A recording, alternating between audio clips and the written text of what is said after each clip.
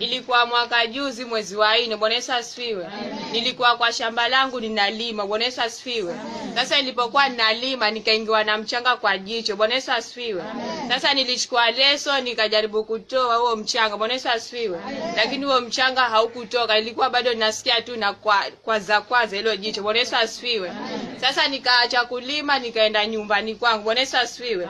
Nilipofika nyumbani nikaomba, halafu nikachukua ile maji ya kuomba hapa kanisani nikaosha uso. Bwana Yesu asifiwe. Lakini huo mchanga bado haukutoka. Bwana Yesu asifiwe. Sasa mama vya alipokuja, Bwana Yesu asifiwe, nikamwambia mamangu ilikuwa analima lakini nikaingwa na mchanga. Sasa basi napata shida, jicho linaniuma, kuna kitu kinatembea, miba inadunga kwa hilo jicho. Bwana Yesu asifiwe. Alafu jicho ndo limefura sasa. Bwana Yesu asifiwe. Hiyo siku ilikuwa Alhamisi asubuhi. Bwana Yesu asifiwe. Sasa huyo mavya akaniambia nenda ukachukua ile dawa ya macho uweke, inaweza toka. Bwana Yesu asifiwe. Sasa mimi nikasikiliza ushauri wake, nikachukua hiyo dawa nikaeka kwa jicho. Bwana Yesu asifiwe. Kuweka hiyo dawa basi jicho ndo likazidi kabisa. Bwana Yesu asifiwe. Nikalala huo sikupata usingizi. Bwana Yesu asifiwe.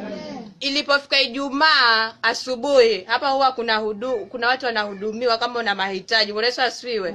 Nilitoka nyumbani nikaja hapa hiyo Ijumaa asubuhi. Bwana Yesu asifiwe. Ilikuwa saa 2 kufika hapa. What?